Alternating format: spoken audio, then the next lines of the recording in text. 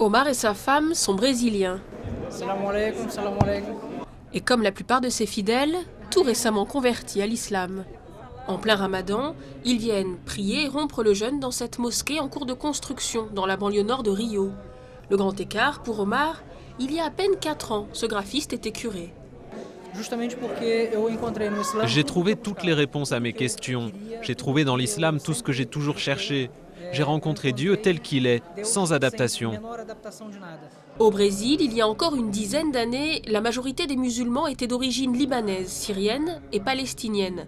Mais aujourd'hui, 85% des musulmans de Rio sont brésiliens. Un changement en douceur dans le plus grand pays catholique du monde. Le Brésil est fait d'un mélange de cultures, donc les Brésiliens sont très adaptables et très tolérants. Ce chercheur de l'université de Rio ne voit aucune incompatibilité entre l'islam et la culture brésilienne. On a tendance à croire que la culture brésilienne, avec sa sensualité et son libéralisme, serait opposée aux règles de l'islam. Mais en fait, c'est une culture qui a beaucoup de règles conservatrices. Le contrôle moral, le contrôle de la sexualité.